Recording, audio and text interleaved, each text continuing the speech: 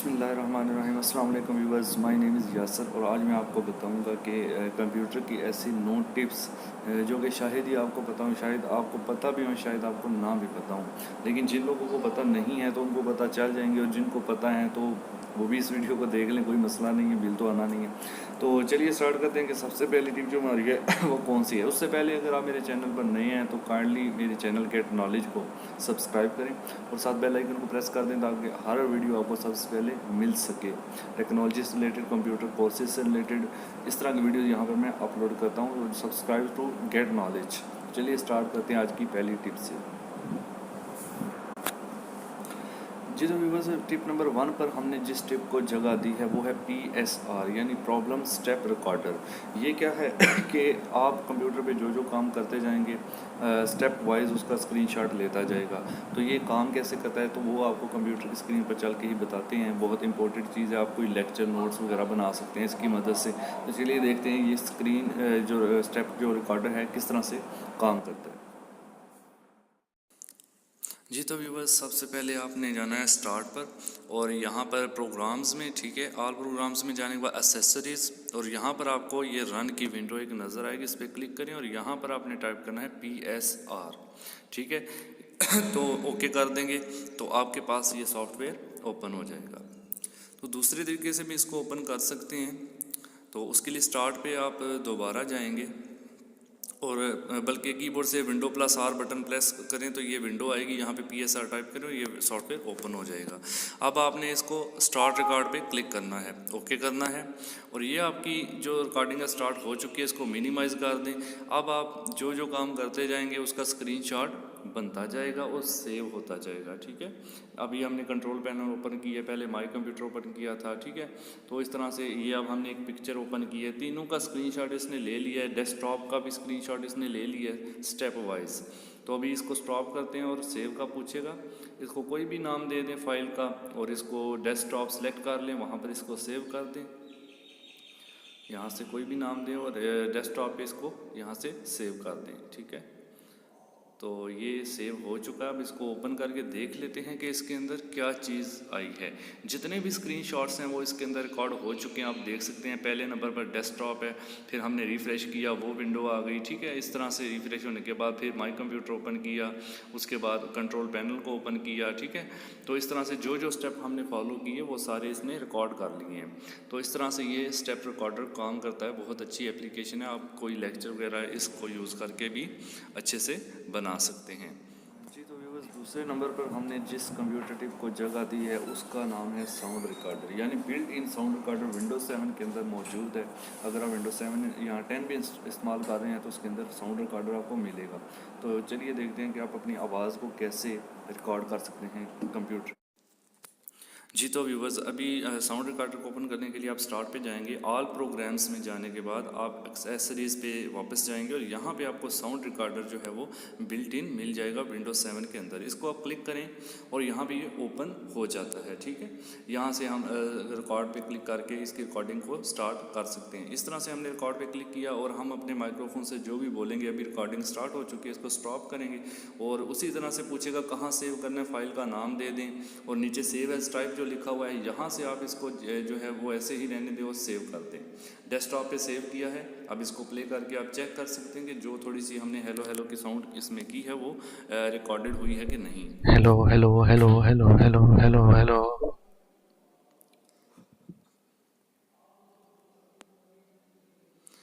जी तो viewers, sound record हो चुकी है। इस तरह से आप अपनी साउंड को अच्छे से रिकॉर्ड। तो व्यूअर्स, साउंड रिकॉर्डर के बारे में आपने देख लिया। अब जो नेक्स्ट टिप है हमारी, टिप नंबर 3 है, उसमें मैं आपको बताऊंगा स्टिकी नोट्स के बारे में।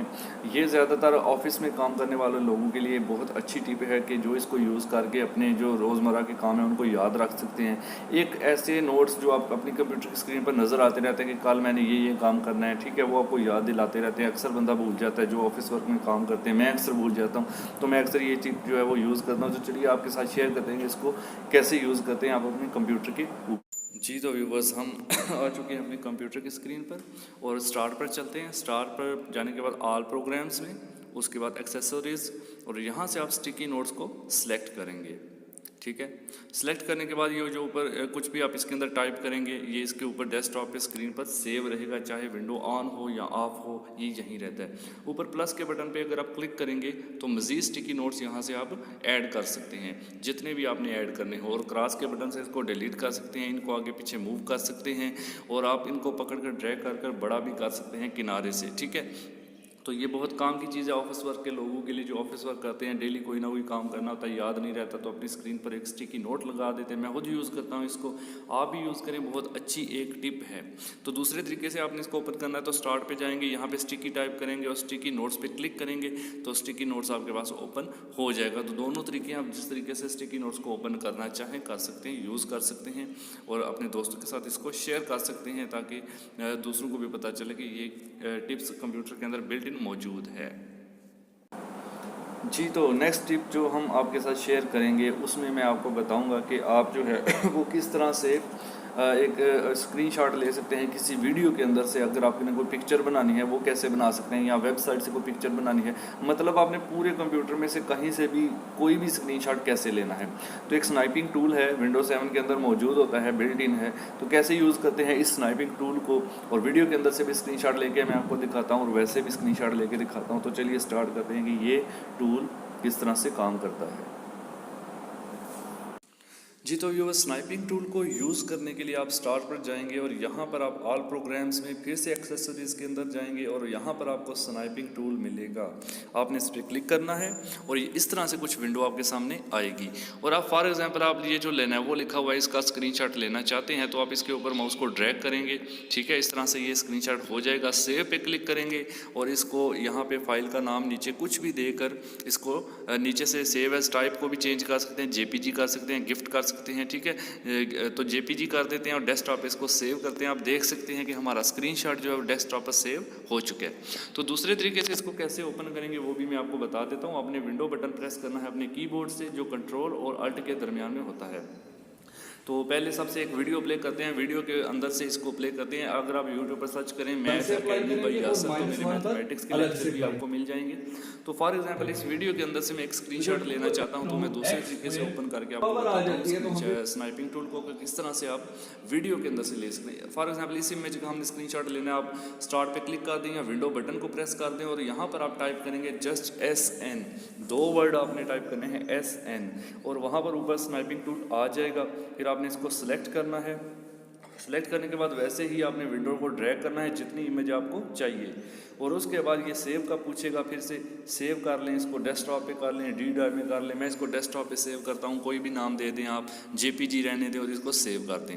फिर आप देख सकते हैं कि हमारी ये इमेज भी डेस्कटॉप पर सेव हो चुकी है। तो इस तरह से आप स्नाइपिंग टूल का यूज़ करके बहुत अच्छे अच्छे फ़ायदे इससे हासिल कर सकते हैं। जी, तो व्यूअर्स स्नाइपिंग टूल आपने देख लिया। अब मैं आपको बताता हूँ न्यू फोल्डर की एक नई टिप। वैसे तो न्यू फोल्डर आपने बहुत से बनाए हैं राइट क्लिक करके, लेकिन मैं आज को एक नए तरीके से शॉर्टकट की बताऊँगा न्यू फोल्डर बनाने की, बहुत अच्छी है। तो चलिए यूज़ करते हैं कि न्यू फोल्डर आप किस तरह से क्रिएट कर सकते हैं बहुत आसानी से शॉर्टकट की के साथ। जी, तो व्यूअर्स न्यू फोल्डर तो आप वैसे राइट क्लिक करके न्यू पे क्लिक करके आसानी से बना लेते हैं, ये तो सबको पता है। लेकिन मैं आपको शॉर्ट कमांड बताऊंगा जो कि है Ctrl+Shift+N। ठीक है, इसको मैं डिलीट करता हूँ। आपने अपने कीबोर्ड से प्रेस करना है कंट्रोल का बटन, साथ शिफ्ट का बटन और साथ में N का बटन। ये मैं इधर लिख देता हूँ Ctrl+Shift+N। ठीक है, कंट्रोल और शिफ्ट को दबा के रखना है और N को प्रेस करना है, तो आपके डेस्कटॉप पर एक नया फोल्डर क्रिएट हो जाएगा। या आप डी ड्राइव में करना चाहें तो वहाँ भी कर सकते हैं।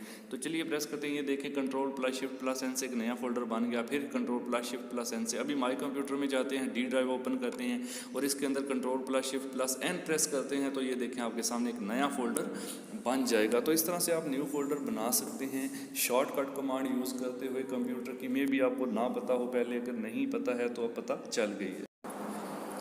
जी, तो व्यूअर्स अभी हम टिप नंबर जो 6 की तरफ जा रहे हैं और ये बहुत ही इम्पोर्टेंट है, ख़ासकर उन बंदों के लिए जो नया कंप्यूटर लेना चाहते हैं, जिनका अपना कंप्यूटर है उनके लिए भी।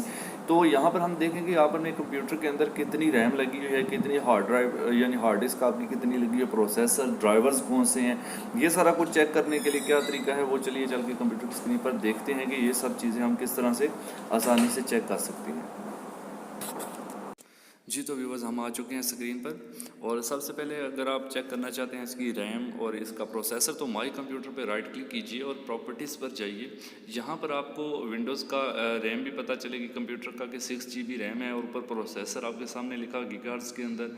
नीचे 64 बिट ऑपरेटिंग सिस्टम है ये भी बता रहा है और उसके नीचे ये भी बता रहा है कि विंडो आपकी एक्टिवेटेड है, की वगैरह जो है वो लगी हुई है। ठीक है, तो इस तरह से तो एक दूसरा तरीका जो मैं आपको बताना चाहता हूँ वो है आपने स्टार्ट पे जाना है और यहाँ पर रन विंडो ओपन करनी है। यहाँ पे आप रन टाइप करेंगे, ये रन विंडो आ जाएगी। या फिर आप अपने कीबोर्ड से विंडो +R बटन प्रेस करें, ठीक है, तो ये विंडो आ जाएगी।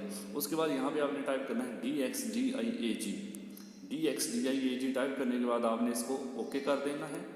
जैसे ही आप ओके करेंगे आपके पास डायरेक्ट एक्स टूल जो है एक ओपन होगा। यहाँ पर आप देखें तो यहाँ पर आपको रैम भी पता चल रही है, प्रोसेसर भी पता चल रहा है, इसके अलावा जो है ऑपरेटिंग सिस्टम के बारे में पता चल रहा है, कंपनी उसकी लिखी हुई है। ठीक है, तो ये सारी चीज़ें, सारी इन्फॉर्मेशन यहाँ से आप ले सकते हैं। ऊपर अगर देखा जाए तो सिस्टम के साथ डिस्प्ले में जाए तो डिस्प्ले ड्राइवर VGA वगैरह की इन्फॉर्मेशन आपको मिल जाएगी कि कौन सा ड्राइवर है, कौन सा VGA है। आगे साउंड ड्राइवर का ऑप्शन भी मौजूद है, तो आप साउंड पे क्लिक करके साउंड ड्राइवर के बारे में भी इन्फॉर्मेशन यहाँ से हासिल कर सकते हैं। ठीक है, तो ये कमांड आपने याद रखनी है। विंडो बटन जो है कंट्रोल और अल्ट के दरमियान में होता है, उसको प्रेस करके रखेंगे, R प्रेस करेंगे तो रन विंडो आती है। अब आप माई कंप्यूटर में जाते हैं, हार्ड ड्राइव चेक करना चाहते हैं। एक तरीका तो ये है कि हर ड्राइव के प्रॉपर्टी पे जाएं, राइट क्लिक करें, प्रॉपर्टी पे जाएं, वहाँ से आपको पता चलेगा कि यूज्ड कितनी है, फ्री कितनी है, टोटल कितनी है। ठीक है, तो यूज्ड ब्लू वाली होती है और फ्री जो है वो पिंक वाली होती है, यहाँ से आपको पता चलेगा। तो एक दूसरा तरीका ये है कि पूरी हार्ड ड्राइव के बारे में आपने जानना है तो माई कंप्यूटर पे राइट क्लिक करके मैनेज पे आपने क्लिक करना है। मैनेज पे क्लिक करने के बाद आपने यहाँ से डिस्क मैनेजमेंट को सिलेक्ट करना है, डिस्क मैनेजमेंट को। ठीक है, इस ऑप्शन पे आपने क्लिक कर देना है। तो जितनी भी हार्ड ड्राइव या USB वगैरह लगी होंगी सिस्टम के साथ यहाँ पर शो करेगा। ये आप देख सकते हैं कि यहाँ पे बता रहा है 400 समथिंग बता रहा है। ये 500 GB की हार्ड ड्राइव है, थोड़ी कम बताता है। तो ये 500 GB की हार्ड ड्राइव, यहाँ पे कितनी ड्राइव्स बनी हुई हैं वो भी शो कर रहा है। ठीक है, नीचे DVD का ऑप्शन है, तो ये टोटल 465 इसने लिखा है, ये टोटल 500 GB की हार्ड ड्राइव है। और सब ड्राइव्स की डिटेल भी बता रहा है कि C ड्राइव कितनी है, E ड्राइव। तो यहाँ से आप सारी इन्फॉर्मेशन कलेक्ट कर सकते हैं और इसको शेयर करें। जी तो व्यूअर्स, टिप नंबर 7 में मैं आपको गैजेट्स के बारे में बताऊंगा जो विंडोज़ 7 के अंदर बिल्ट इन होते हैं। यानी आप अपने कंप्यूटर की स्क्रीन पर कैलेंडर वगैरह, टाइम वगैरह कैसे सेट कर सकते हैं, उसको कैसे एडजस्ट कर सकते हैं, जो कि आपको स्क्रीन के ऊपर नज़र आता रहेगा। तो ये कमांड देखने के लिए चलिए अपने कंप्यूटर की स्क्रीन पर चलते हैं। जी तो व्यूअर्स, हम PC की स्क्रीन पर आ चुके हैं। तो यहाँ पर मैं गैजेट्स ऐड करूँगा और आपको बताऊँगा कि गैजेट्स को ऐसे ऐड करना है। राइट क्लिक करें और यहाँ पे आप गैजेट्स पे क्लिक करेंगे। ये ऑप्शन है, इसको अच्छे से देख लें। ठीक है, तो आपने जब भी अपनी स्क्रीन पर राइट क्लिक करना है, आपने गैजेट के इस ऑप्शन पे क्लिक कर देना है। ओके जी, इसको मैं हाईलाइट कर देता हूँ ताकि आपको क्लियर हो जाए। तो आपने इसको जस्ट क्लिक करना है, क्लिक करेंगे तो आपके पास ये विंडो आएगी। अब आप इस पर कोई भी गैजेट है, जैसे क्लॉक है, इस पर राइट क्लिक करें, या कैलेंडर है, इस पर मैंने राइट क्लिक किया। जैसे ही राइट क्लिक करेंगे ऐड का बटन आएगा, आपने ऐड पे क्लिक किया तो वो ऐड, अभी देखें आपको ऐड हुआ नज़र नहीं आ रहा। उसकी वजह मेरा स्क्रीन रिकॉर्डर है, ये कुछ चीज़ें शो नहीं करता। लेकिन जब आप अपना गैजेट पर राइट क्लिक करके ऐड करेंगे तो ये क्लॉक सामने ऐड हो जाएगी। इसी तरह मैं कैलेंडर को राइट क्लिक करके ऐड करता हूँ, कैलेंडर भी ऐड हो गया। ठीक है, फिर आप उस पर डबल क्लिक करके उसकी डेट वगैरह भी चेंज कर सकते हैं। इस तरह से मैंने ऐड किया तो ये कैलेंडर भी ऐड हो चुका है, लेकिन आपको नज़र नहीं आ रहा क्योंकि मेरा स्क्रीन रिकॉर्डर उसको कैप्चर नहीं कर पा रहा। तो प्लीज़ आप अपने कंप्यूटर पे इस ऑप्शन को ट्राई करें तो आपको ये गैजेट ज़रूर वर्क करेगा। ठीक है, कोई भी गैजेट आपने अप्लाई करना है उस पर जस्ट आपने राइट क्लिक करना है और ऐड कर देना है। उसी तरह उसको क्रॉस के बटन से डिलीट भी कर सकते हैं। मेरे स्क्रीन रिकॉर्डर की वजह से ये यहाँ पर शो नहीं कर रहा। विंडो रीस्टार्ट भी हो तो ये गैजेट आपकी स्क्रीन पर ऐड ही रहते हैं। जी तो अभी हम टिप नंबर जो है वो 8 को डिस्कस करेंगे, जिसमें मैं आपको एक फ़ोल्डर जो आप बनाते हैं, न्यू फोल्डर, उसका जो आइकन है वो कैसे चेंज करते हैं। यानी अगर आपने कोई पर्सनल फोल्डर बनाया है तो उसके लिहाज से आइकन चेंज कर सकते हैं। अगर आपने कोई मूवीज़ वगैरह का फोल्डर बनाया तो उसका आइकन आप उसके लिहाज से चेंज कर सकते हैं। तो आइकन को चेंज करने के बारे में क्या तरीक़ाकार है वो इस स्टेप में चलकर इस टिप के अंदर चेक करते हैं।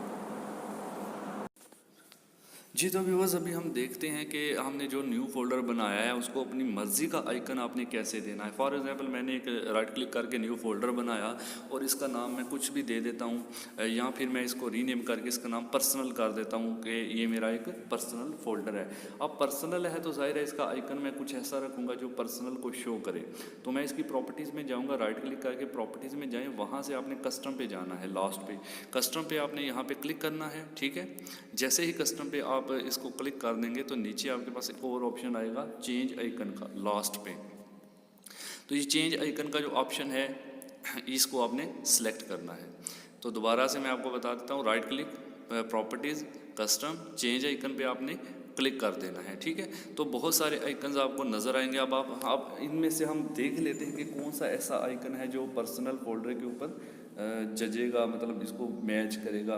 तो इसके अंदर एक आइकन है होम सा बना हुआ है, घर। ठीक है, वो सामने, तो उसको मैं वहाँ से सिलेक्ट कर लेता हूँ ताकि पर्सनल है तो होम है, मतलब पर्सनल चीज़ें इसमें कोई और बंदा इसको ओपन ना करे। वैसे मैंने फोल्डर को लॉक लगाने के ट्यूटोरियल भी इस चैनल पे अपलोड कर रखे हैं, आप देख सकते हैं उनको भी। ठीक है, नीचे डिस्क्रिप्शन में लिंक मौजूद है बाकी टेक वीडियोज़ का जितनी भी हैं। तो होम का आइकन सेलेक्ट करके ओके कर देंगे आप, तो आपके पास ये ओके हो जाएगा। ये देखें आपका फ़ोल्डर जो है उसका आइकन चेंज होके होम का आइकन लग चुका है। इस तरह से कोई और एक फ़ोल्डर मैं आपको बना के बता देता हूँ, न्यू फोल्डर। तो न्यू फोल्डर बनाएंगे आप, उस पर इससे राइट क्लिक करके प्रॉपर्टीज़ में जाएंगे और यहाँ से कस्टम में चेंज आइकन, कोई सा आइकन आप सेलेक्ट कर लें। ठीक है, उसको ओके कर दें तो आप देखेंगे कि उसका आइकन चेंज हो चुका है। तो इस तरह से आप फोल्डर्स का आइकन चेंज कर सकते हैं। उम्मीद है आपको ये टिप भी बहुत अच्छी लगी होगी। तो व्यूअर्स टिप नंबर जो 9 है हमारी, वो है हमारी MS वर्ड से रिलेटेड कि आपने अपना कोई भी डॉक्यूमेंट क्रिएट किया है, चाहे वो पिक्चर्स हैं, चाहे वो कोई भी वर्ड की फ़ाइल है, आप डायरेक्ट उसको PDF के अंदर सेव कर सकते हैं ताकि उसका अच्छा प्रिंट आप ले सकें या किसी को सेंड करने में भी आसानी हो। तो सेव एज़ PDF करने के लिए क्या तरीकाकार है, चलिए इस टिप के अंदर चल के देखते हैं और ये हमारी आज की लास्ट टिप होगी। तो व्यूअर्स हम स्क्रीन पर आ चुके हैं। तो यहाँ पर मैं आपको बताऊंगा कोई भी माइक्रोसॉफ्ट वर्ड की फ़ाइल है उसको डायरेक्ट PDF में आप कैसे सेव करेंगे बिना किसी सॉफ्टवेयर के, बिना ऑनलाइन। आपने जस्ट पहले वर्ड ओपन करना है, उसी तरह रन विंडो ओपन करनी है जैसे पहले आपको मैंने बताया था। रन विंडो में आप टाइप करेंगे win word, WIN win word. ठीक है, जोड़ के इसको लिखना, ओके कर देना है तो वर्ड ओपन हो जाएगा। फिर ब्लैंक पेज को आपने सेलेक्ट करें, यहाँ पर कोई भी डाटा रखें।